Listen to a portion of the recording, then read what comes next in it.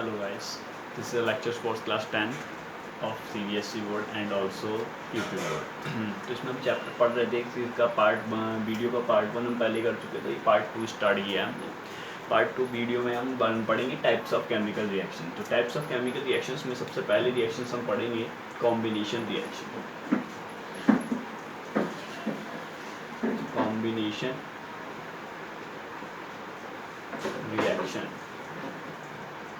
Combination reaction के अंदर हम डिस्कस करेंगे कि ये क्या है। ठीक है, पहले डिफाइन कर लेते हैं, इसको समझ लेते हैं। व्हेन टू और more element are react to या फिर reactant react with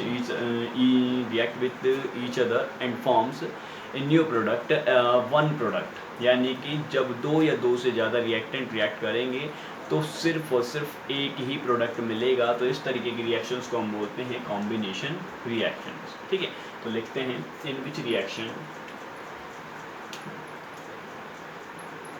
in which reaction two or more reactant react with each other and form a product is called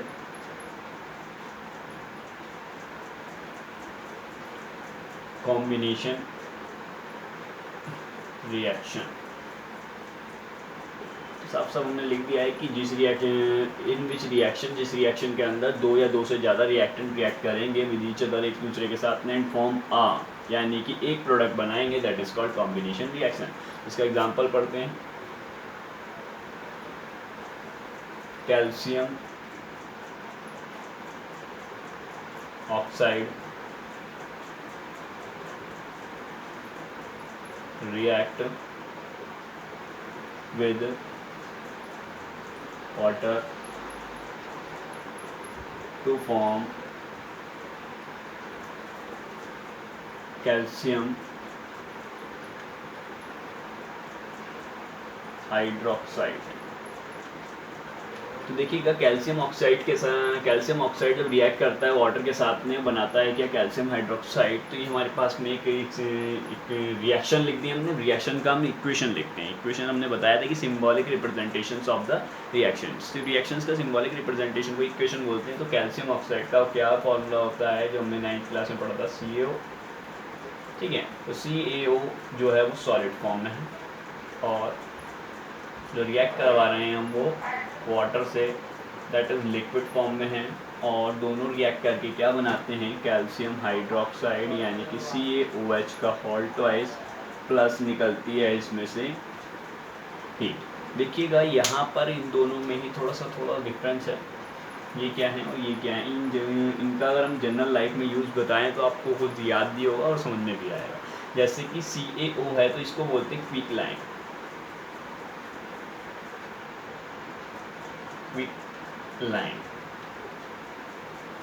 लिख देते हैं इसको ताकि आप याद रखें। क्विक लाइन वही जो चूना होता है, ठीक है, जिससे हम वाइट वॉश वगैरह करते हैं, पुताई के मटेरियल में काम आता है, वाइट वॉश डेले की फॉर्म में होता है, उसको बोलते हैं CaO यानी quick line.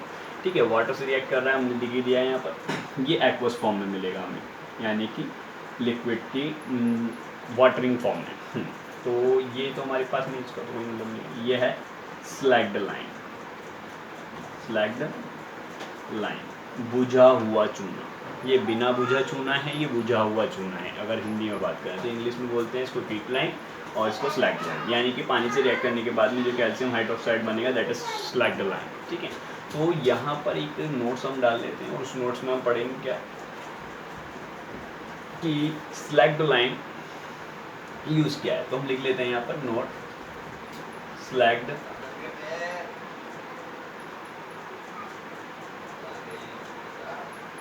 lime is used for white washing। ये जो स्लैग लाइन है इसका यूज़ हम किस में करते हैं, इसको पुताई वगैरह करने में इस्तेमाल किया जाता है। इसी रिएक्शन का और एग्जांपल पढ़ लेते हैं, और वो भी काफ़ी सारे हैं, एक दो और पढ़ लेते हैं, कोई दिक्कत नहीं है। तो एक तो पहला एग्जांपल हमने दे दिया, calcium oxide react with water to form calcium hydroxide. दूसरा लिख लेते हैं, burning of carbon, burning of, coal लिखो, कार्बन लिखो, कॉल की बर्निंग, तो कार्बन ये जलता तो जब ऑक्सीजन के रिप्रेजेंट में होगा तो बनता है कार्बन डाइऑक्साइड। देखिएगा दो रिएक्टेंट ने रिएक्ट करा और एक ही कंपाउंड बन के आया, दैट इज कॉम्बिनेशन रिएक्शन। हाँ, तो next types of chemical reactions में पढ़ेंगे डिकम्पोजिशन रिएक्शन। तो डिकम्पोजिशन रिएक्शंस क्या होती है? डिकम्पोजिशन रिएक्शंस में कुछ नहीं होगा। डिकम्पोजिशन रिएक्शंस में हमारी क्या होंगे कि जो भी रिएक्टेंट होंगे, एक रिएक्टेंट डिकम्पोज हो जाएगा, यानी कि ब्रेक हो जाएगा, और ब्रेक होने के बाद में दो या दो से ज़्यादा प्रोडक्ट को बना के तैयार करेगा। इस टाइप के रिएक्शंस को बोलेंगे डिकम्पोजिशन रिएक्शन। ठीक है, तो हम पढ़ते हैं decomposition reaction.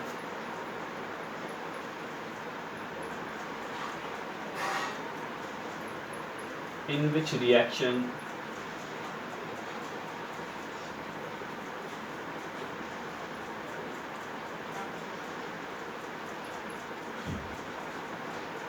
reactant breakdown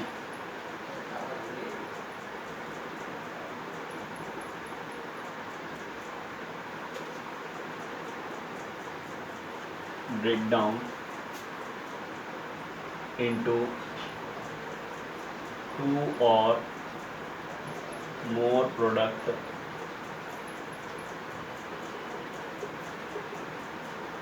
is known as decomposition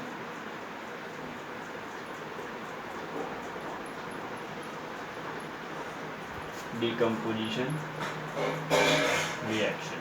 ठीक है, यानी कि जो भी हमारे पास में कंपाउंड रिएक्टेंट होगा वो ब्रेक डाउन हो जाएगा दो या दो से ज़्यादा में, तो उसको हम बोलेंगे डिकम्पोजिशन रिएक्शन। देखिएगा ये भी अपने टाइप्स में डिवाइड है। ठीक है, तो लिख लेते हैं types of decomposition reaction. Types of decomposition reactions, या फिर डिकम्पोजिशन रिएक्शंस अगर खाली डिकम्पोजिशन पूछता है तो आप डिकम्पोजिशन में से कोई सा भी एक एग्जांपल लेकर के उसको बता सकते हो। ठीक है, लेकिन स्पेशली पूछेगा टाइप्स में से तो आप उसके टाइप्स भी बता पाएंगे। ठीक है, तो इसीलिए हम हेडिंग पढ़ देंगे अब टाइप्स ऑफ डिकम्पोजिशन रिएक्शन। तो इसमें हमारे पास में पहली टाइप्स ऑफ डिकम्पोजिशन थर्मल होती है, यानी कि जो भी हीट से होगी, यानी कि सनलाइट वगैरह पड़ेगी तो उसमें जो प्रोडक्ट रिएक्टेंट है वो ब्रेक होगा। एक होगी डायरेक्ट हीट करने पर, तो उसको हम बोलेंगे थर्मल ही होगी वो भी। हाँ, फिर है हमारे पास में एक फोटो, जो लाइट से रिएक्ट करके मतलब ब्रेक होगा, उसको हम फोटो बोलेंगे, फोटो डिकम्पोजिशन रिएक्शन। और थर्मल हमने डायरेक्ट हीट देने दी है, और ये दो टाइप्स में आ जाएंगे हमारे पास। पढ़ते हैं नंबर 1, थर्मल डिकम्पोजिशन। सबसे पहला पार्ट ये है इसका, thermal decomposition reaction.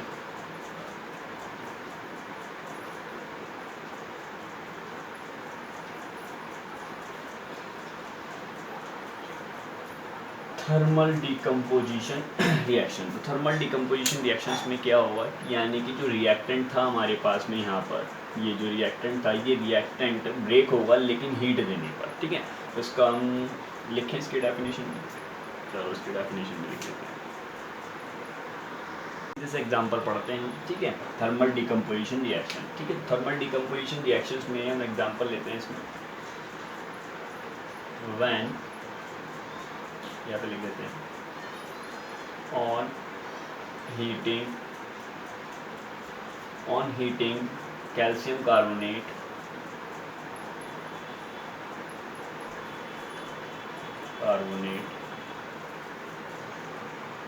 break into calcium oxide and carbon dioxide.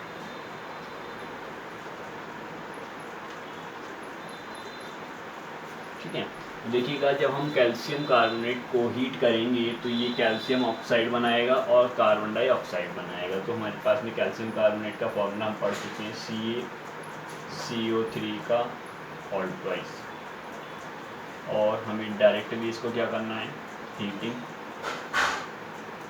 ठीक है, हीट को हम सिंपली अगर सिंबलिक फॉर्म में रिप्रेजेंट किया जाता है तो डेल्टा बना देते हैं इसके नीचे, यानी कि डेल बना देंगे हीट ना लिखने की वजह। तो कैल्शियम कार्बोनेट को जब हीट किया जाएगा तो बनेगा कैल्शियम ऑक्साइड प्लस बनेगा क्या, कार्बन डाइऑक्साइड। जरा रिएक्शंस को बैलेंस और कर लो यार, पीछे रिएक्शन में अगर हमने बैलेंस नहीं किया हो तो उसको भी कर लेंगे। कैल्शियम कार्बोनेट में ये नहीं आएगा, C होल ट्वाइस नहीं आएगा क्योंकि दोनों की बैलेंस सेम रहेगी। ठीक है, तो एक ऑक्सीजन डायरेक्टली इधर आ गया O3 में से और डाइऑक्साइड इधर निकल जाएंगे। ठीक है, तो बन गया हमारे पास calcium oxide and carbon dioxide. ठीक है, ये आपको मालूम बता दिया हमने इसका फॉर्मूला। ये हमारे पास में सॉलिड फॉर्म में होगा, ये भी आपको सॉलिड मिलेगा। Next types of decomposition reaction में पढ़ेंगे हम इलेक्ट्रोलाइसिस डिकम्पोजिशंस। तो इलेक्ट्रोलाइसिस डिकम्पोजिशंस में क्या होगा कि आपकी बार रिएक्टेंट को डिकम्पोज करने के लिए हमें करंट पास करना पड़ेगा। ठीक है, जैसे पीछे में थर्मल पड़ा था तो हीट करना पड़ा था, हमें हीट देनी पड़ी थी, तो इसमें इलेक्ट्रिक करंट देना पड़ेगा। तो लिखते हैं when electric current is passes through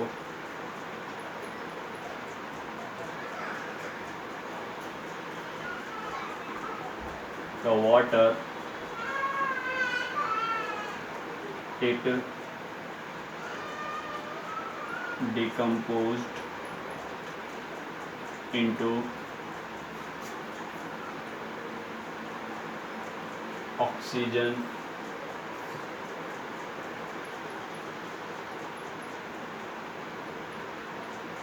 and hydrogen gas, H2O, electrolysis. तो बनेगा हमारे पास मिलता है ऑक्सीजन, O2 अलग हो जाएगा और हाइड्रोजन गैस अलग हो जाएगी। तो यहाँ पर इसको बैलेंस करना है तो 2 इधर लगा। ठीक है, तो इस तरीके से हमारे पास में इलेक्ट्रोलाइसिस रिएक्शंस में क्या हुआ कि एक रिएक्शन मतलब कि एक जो रिएक्टेंट था वो ब्रेक हो गया दो पार्ट्स में, डिकम्पोज हुआ, लेकिन by the help of electric current. तो इलेक्ट्रिक करंट की हेल्प से हुआ है डिकम्पोज, तो इसीलिए हमने इसका नाम दे दिया इलेक्ट्रोलाइसिस डिकम्पोजिशन। ठीक है कि नहीं। हम नेक्स्ट टाइप पढ़ेंगे इसका।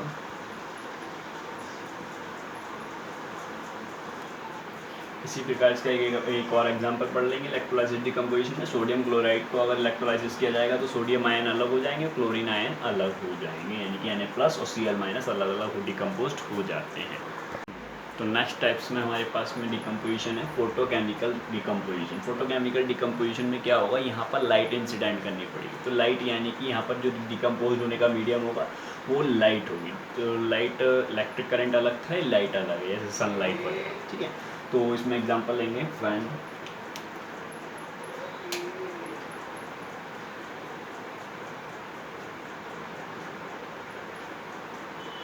सिल्वर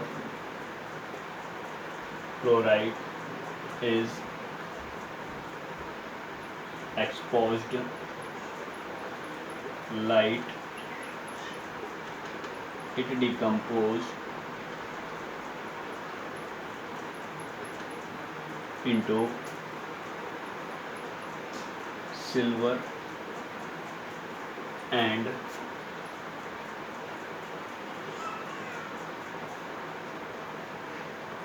क्लोरीन गैस, यानी कि silver chloride AgCl solid form में रहेगा और सनलाइट लिख देते हैं इसको हम, सनलाइट में ये Ag अलग हो जाएगा और Cl2 अलग। क्लोरीन गैस का जो फॉर्मूला होता है वो Cl2 होता है, ध्यान रखना है। तो सनलाइट के रिप्रेजेंट में जब रिएक्शन बैलेंस नहीं है, देखो यहाँ पर जो है Cl2 है लेकिन यहाँ पर Cl2 नहीं है, तो यहाँ पर भी 2 कर देंगे। तो Ag के बैलेंस नहीं है तो यहाँ पर भी 2 कर देंगे। ठीक है, रिएक्शंस क्या हो गई हमारे पास, बैलेंस हो गया। ठीक है, तो ये थी फोटोकेमिकल डिकम्पोजिशन रिएक्शन। तो other types of chemical reactions पढ़ेंगे हम। ठीक है, नंबर 3 डिकम्पोजिशन कंप्लीट हो गया है। नंबर 3 केमिकल रिएक्शंस कौन सी आएगी हमारे पास में, displacement reaction. Displacement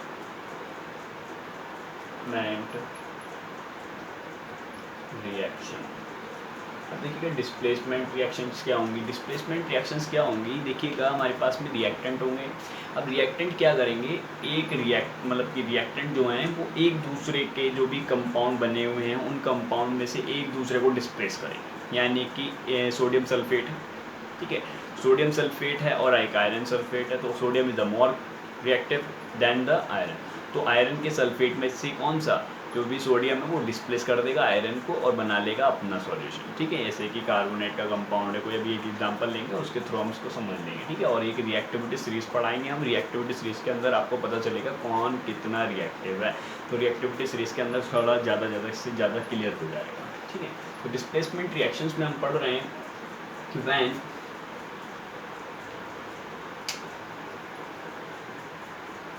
when an element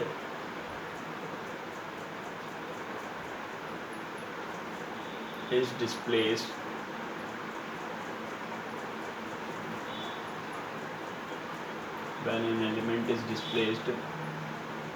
another element of its from its compound is called displacement reaction. यानी कि एक एलिमेंट दूसरे एलिमेंट को डिस्प्लेस करेगा और अपने ही कंपाउंड से, तो हम उसको बोलेंगे डिस्प्लेसमेंट रिएक्शन। तो एग्जांपल ले लेते हैं हम इसमें, व्हेन एग्जांपल लेते हैं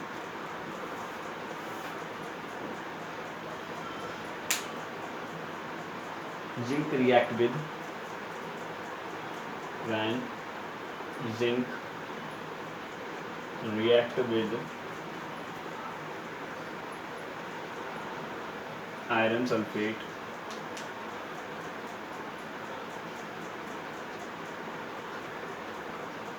solution,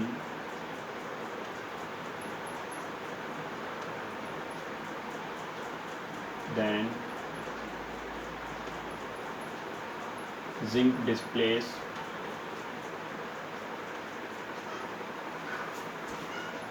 iron from iron sulfate and form zinc sulfate। देखिएगा यहाँ पर हमने पढ़ा कि जिंक रिएक्ट करता है आयरन सल्फेट से, तो जिंक को डिस्प्लेस कर देता है आयरन, ठीक है। जिंक आयरन को डिस्प्लेस कर देता है from iron sulphate, iron sulphate में से आयरन को डिस्प्लेस कर देगा कौन, जिंक। तो एंड फॉर्म बनेगा क्या, फिर जिंक सल्फेट बन के तैयार हो जाएगा। तो जैसे कि हमने कहा कि Zn जिंक की रिएक्शन करानी है FeSO4 से, तो यहाँ पर बनकर तैयार होगा ZnSO4 प्लस Fe, आयरन अलग हो जाएगा। देखिएगा यहाँ पर ऐसा क्यों हुआ कि जिंक ने इसको डिस्प्लेस कर दिया, क्योंकि zinc is a more reactive to than the iron, ठीक है, इसलिए ऐसा होगा।